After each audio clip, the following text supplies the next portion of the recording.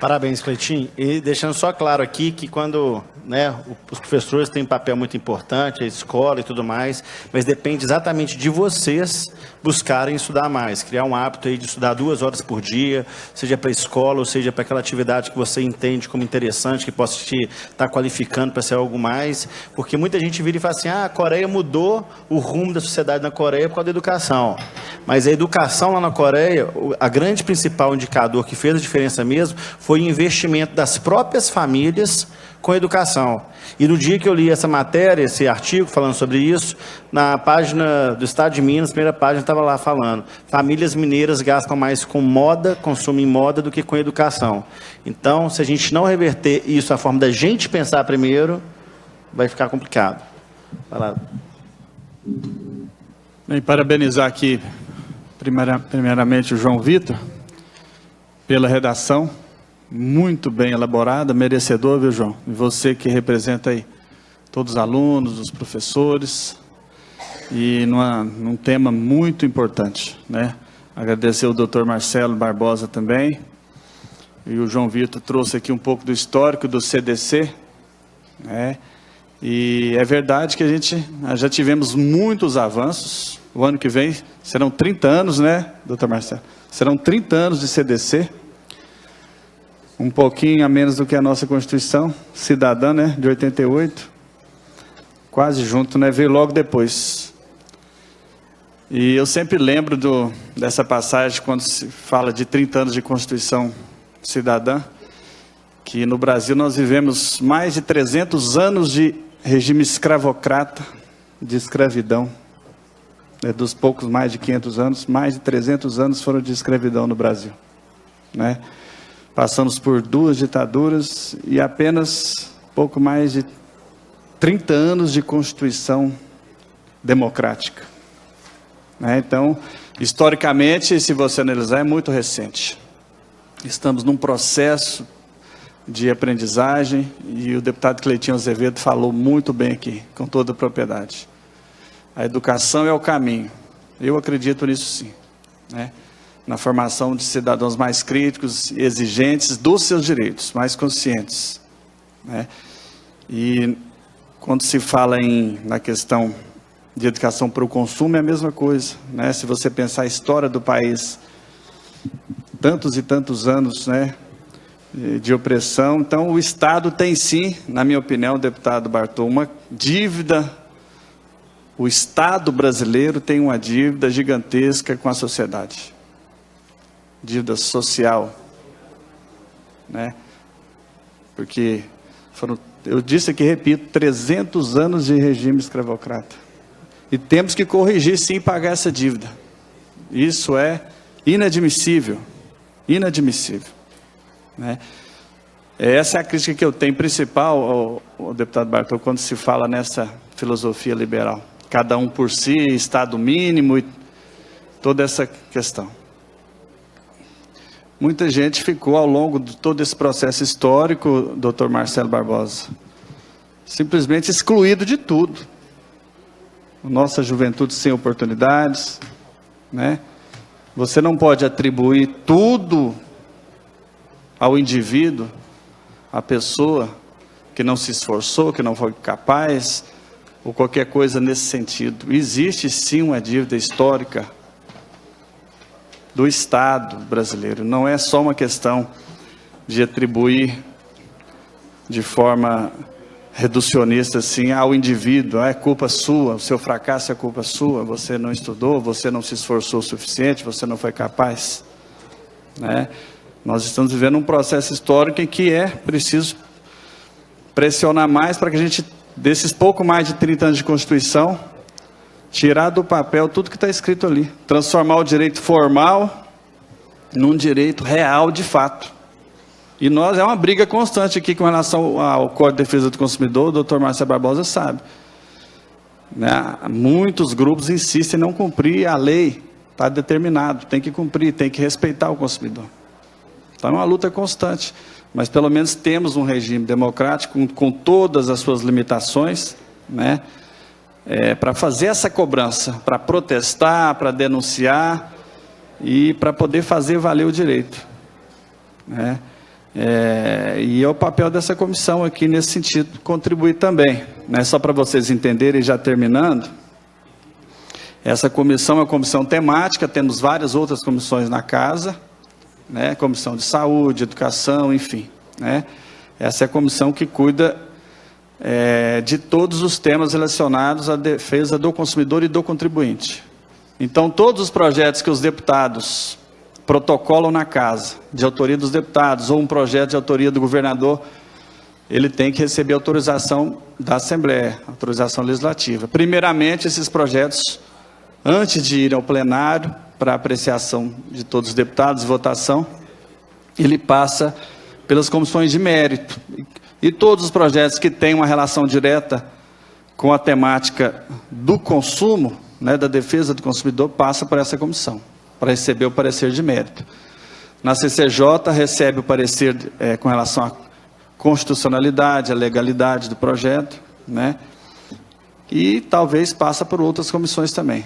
Uma das principais é a fiscalização financeira orçamentária, que trata de toda a questão relacionada ao orçamento, à despesa, enfim. E depois segue ao plenário, os deputados votam, primeiro, segundo turno, simplificando, né, o processo, e depois segue para a sanção do governador do estado, que assim o projeto se transforma numa lei de fato. Né? Então esse é o caminho, só para que o pessoal possa compreender. Mas enfim, parabenizar João, parabéns pela redação, parabéns aos alunos aí, né?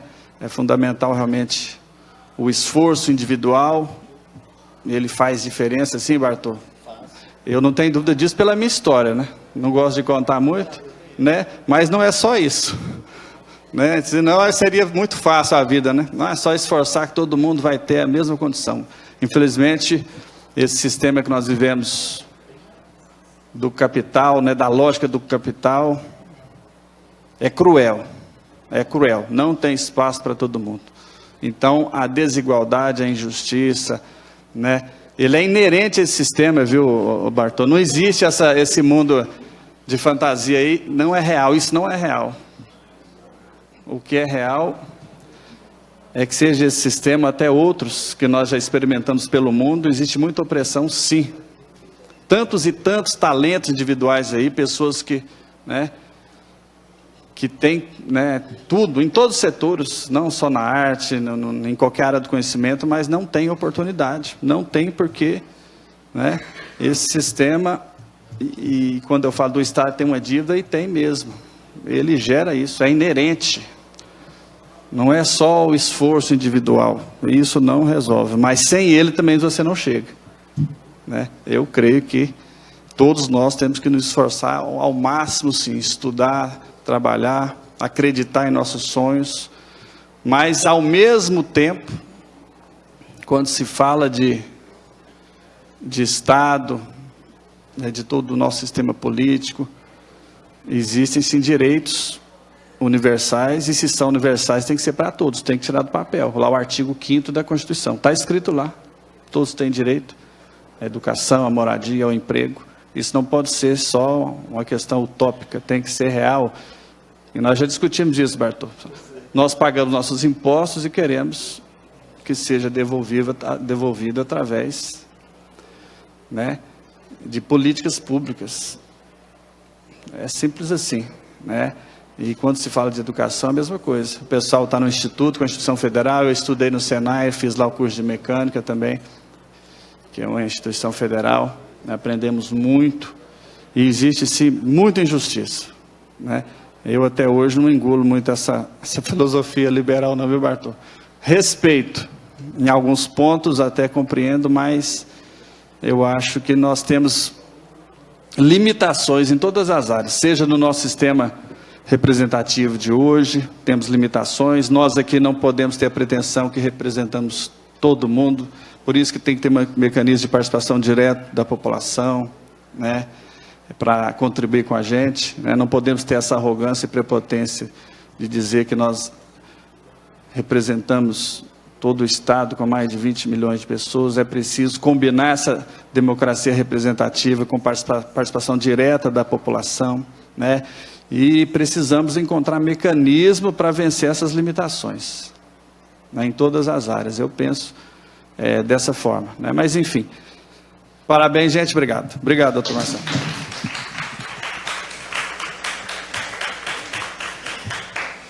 Bem, gente, eu vou voltar para o tema novamente, que é a parte mais de matemática, né, matemática financeira, questão de consumo consciente. Eu acho que é o tema principal aqui. Com relação ao liberalismo, tem tanta coisa para falar aqui, mas enfim. Eu não sei se vocês ficaram sabendo, mas eu sou economista e minha especialidade é finanças. Eu sou formado em Direito e Economia, tenho 3 pós-graduações em mercado financeiro, 5 certificados também financeiros, e um deles é o CFP, que é de planejador financeiro, onde que a gente trata muito sobre educação financeira para as pessoas no geral. E lá, nesse certificado, é uma instituição que concede certificado. Essa instituição, ela visa muito a levar, o foco dela é fazer um regulamento para os profissionais que se sujeitam a essa certificação, que é isso que eu acredito bastante, que o liberalismo gera isso, gera entidades que vão certificar, e a pessoa, para ter aquele certificado, ela precisa se sujeitar àquelas regulamentações por parte dessa instituição. E o outro ponto dessa instituição realmente levar educação financeira. Então, tem diversos trabalhos aí voluntários. Eu mesmo já participei de várias palestras onde que a gente ia voluntariamente em escolas poder falar um pouquinho sobre educação financeira, sobre a necessidade de poupar, sobre a consciência do quanto que você pode gastar e por aí vai, né? E de como que a vida realmente fica muito complicada para quem não se preparou para o futuro, né? Então, dentro desse tema, eu acho que uma das questões mais importantes aqui é ver que o dinheiro que chega até a gente tem que guardar ele para poder garantir que lá na frente, quando a gente não consegue mais produzir tanto, a gente tenha um colchão que possa melhorar para a gente. Porque o que acontece? Vocês estão com 15, 16 anos, não é isso? Então, nessa idade, vocês ainda não têm um trabalho, quer dizer, a lei proíbe que vocês trabalhem, né? Mas, enfim, vocês não têm um trabalho remunerado, assim, de fato, que consiga trazer uma remuneração boa, né? Geralmente tem a questão de trabalhos como a Aspron, que tem aqui na casa, que tem uma ajuda de custo, que não é tão interessante. Mas qualquer recurso que vocês possam receber, seja de mesada, seja de presente de Natal de avó, que sempre acontece nesse final de ano, né? Que foque em estar guardando um pouquinho. Mas nesse começo de vida, vocês não conseguem produzir muito. Quando começa a capacitar mais de conhecimento e ter acesso ao mercado e ascendendo no mercado, você começa a ganhar dinheiro e tendo uma crescente do que você pode explorar, o seu potencial. Chega numa hora que você começa realmente a ter uma idade por volta dos 40, 45 anos, que você começa a estabilizar a sua carreira.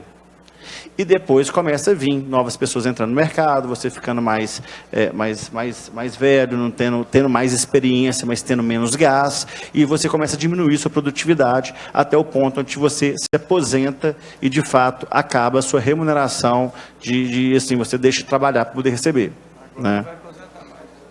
Diz o Elismar que agora a gente não vai aposentar mais, mas enfim. Mas enfim.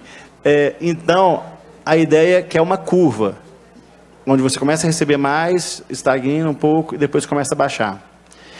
E o seu gasto também tem uma curva, que vocês hoje são adolescentes, moram com pais, vão ficar na casa dos pais durante um tempo ainda, aí começa a querer sair da casa dos pais, às vezes mora com um amigo, mora numa república que seja, que tem um custo menor, começa a atingir uma exigência de um gosto melhor para uma casa mais confortável, uma casa que tem acesso à piscina, ou que seja, começa a ter um custo maior, começa a ter filho, pagar escola para filho, pagar, né, o consumo diário do filho também, começa a ter um gasto maior ali, e chega no final da vida, onde que você começa a realmente reduzir também os seus gastos em lazer e tem até mesmo mais gastos na parte de remédios e por aí vai, né?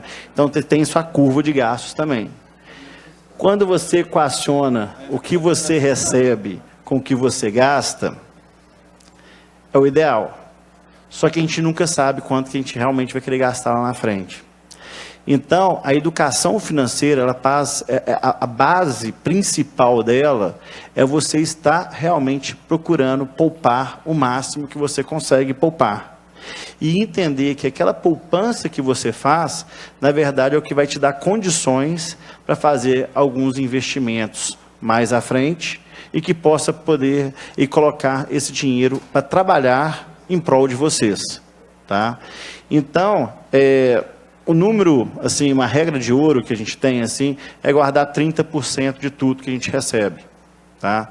Eu, pessoalmente, eu sou mais comedido, sou mais econômico, não tem relógio, não tem nada, sou bem simples também. Então, eu sempre tive, assim, moro com meus pais, sempre morei com meus pais. Então, eu sempre tive uma alta capacidade de poupar dinheiro, né? E com isso, ao passar dos anos, você vê seu patrimônio crescendo e começa a ver como que realmente é interessante você ter esse patrimônio à sua disposição quando aparecem boas oportunidades. Às vezes para comprar um bem de alguém que está vendendo mais barato, ou às vezes mesmo para poder investir em algum lote, por exemplo, você compra um lote, valoriza e você ganha dinheiro. Enfim, então essa questão de guardar o dinheiro e fazer essa poupança é o que te garante ter possibilidade de explorar melhor oportunidades que possam garantir mais capital para você lá na frente. E quando você se aposentar, você ter a tranquilidade de não passar por uma situação bem complicada de depender dos outros, que atualmente, hoje a gente tem um índice bem alto, eu estou sem esses números aqui, mas é um índice bem alto de quem depende de filho ou de outras formas de ajuda de pessoas próximas para poder sobreviver, né? Então, dentro disso, eu já vou trazer um pouquinho para o liberalismo também, que é o liberal em si, a gente defende apenas 3 direitos, que a gente entende como os direitos mesmo. O primeiro é a vida, que eu acho que ninguém aqui vai discutir, né? Que ninguém pode encostar a mão em você, ninguém pode agredir você física ou psicologicamente, tem que ser respeitado muito sua integridade, e assim você tem a segurança de poder fazer o que você bem entende. Bem como o outro segundo direito é a liberdade, né? Que é você poder optar em seguir os seus caminhos e ser responsabilizado por esses caminhos que você segue. Tanto em receber o mérito por ele, né? Às vezes você conseguir alguma coisa melhor para você ali seguir naquele caminho, como também assumir responsabilidade de uma escolha mal feita e ter que ser penalizado por aquilo, né? E o terceiro direito, que o pessoal geralmente questiona um pouco, parece que confronta esses dois, é o da propriedade. A propriedade nada é mais, nada menos do que o seu sangue e o seu suor.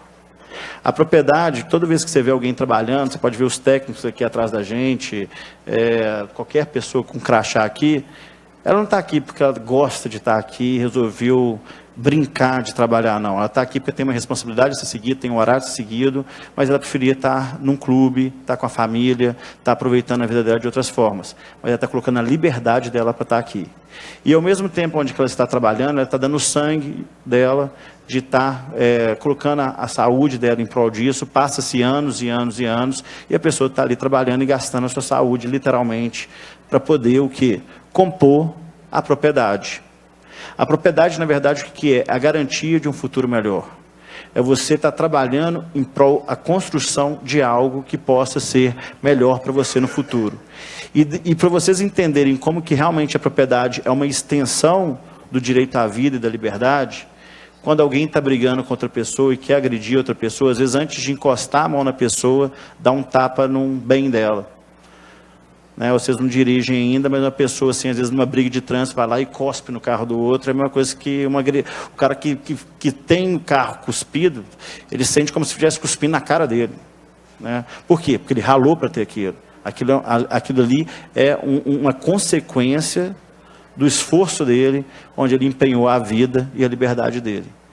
E da mesma forma, quando a gente garante a todos os indivíduos de que eles vão ter a sua vida preservada, a sua liberdade preservada e assim sua propriedade preservada, esses indivíduos ficam mais tranquilos para poder explorar o seu potencial, de saber que não vão acontecer injustiças, nem que eles sejam roubados ou impedidos de fazer determinadas questões que eles podem fazer. E daí entra essa questão tanto que a gente defende que o Estado só deve interferir nesses 3 pontos. Porque qualquer coisa que ele se propõe a interferir além disso, ele vai ultrapassar esses 3 direitos de outras pessoas, né? Porque toda vez que alguém recebe sem trabalhar, alguém trabalha sem receber. E isso que os liberais mais gostam de falar, não existe almoço grátis, tá? Gente, a ideia era essa mesmo, era só falar um pouquinho aqui de liberalismo, já que era o tema que eu tinha proposto para vocês. O Elismar falou um pouquinho aqui de como que funciona a comissão, de como passam os projetos. O Cleitinho também comentou da importância da gente estar seguindo os vereadores. Vocês